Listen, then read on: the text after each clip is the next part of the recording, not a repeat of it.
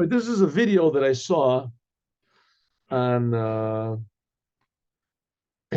one of the videos of Jem, and you can see it also, but I'll just tell it over because it was very impressive. A woman, and she was an elderly woman. She maybe was in her 60s or 70s. And she tells a story, it must have been recorded maybe 10, 15 years ago. She tells a story that she got married.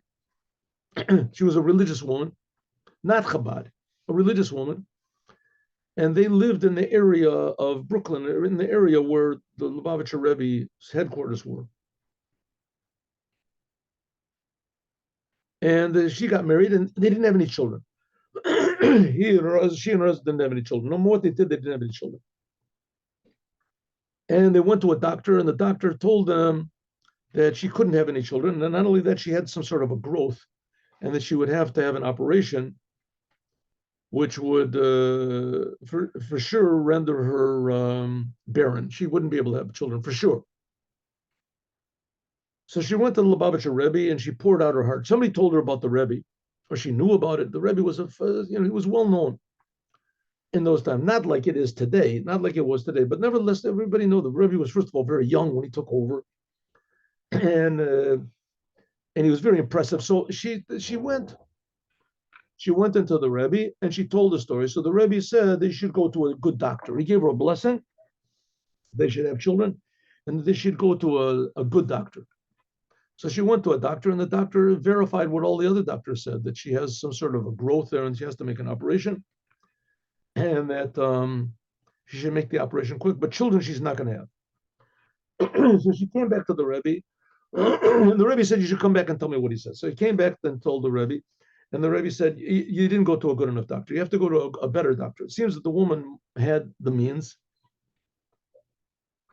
So she got with a better doctor. And then the Rebbe said, come back and tell me what this is. So I went to a better doctor. And the doctor said the same thing, that, all the doctors before were right. So she came back to the Rebbe, and she said, thank you very much. I really appreciate your... So the Rebbe said, listen, go to my wife's personal doctor. My wife's personal doctor, a woman's doctor. So she said she went to this. She did what the Rebbe said. She went to and the Rebbe said, "Come back and tell me what she said." So she went to the Rebbe's wife's doctor, and the Rebbe's wife's doctor checked her, and she went over to the phone, and she called up, and the woman said, "Who are you calling?" She said, "I'm calling the hospital to reserve a place for you. We're going to have to make the operation next week. And it's a dangerous thing. You have to make the operation." And all the other doctors were right. So she said, "Okay, thank you very much. But I promised the Rebbe I would go back and I would tell him."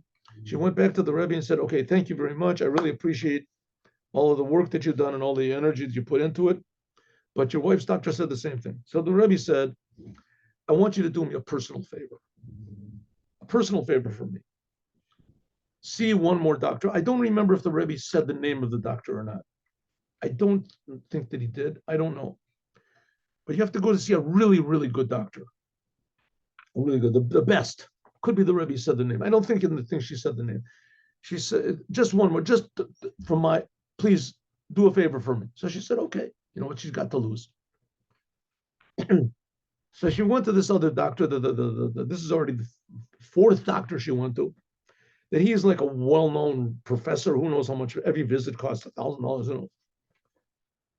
So the doctor checks her up, and he says, what did all the other doctors say? So all the other doctors said that I have this growth, and I have to have it operated on, and that with the growth, I can't have any children. And for sure, after this, after the operation, I won't have, but they said it's a life-threatening thing.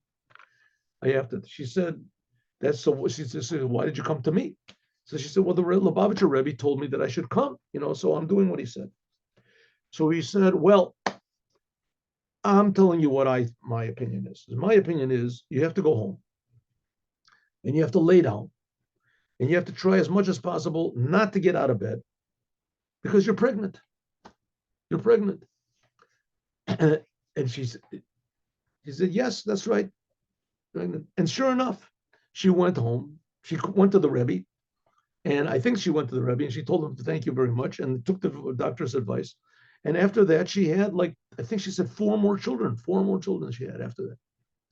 So here we see a very interesting story because, any normal woman after one doctor would do maybe two doctors.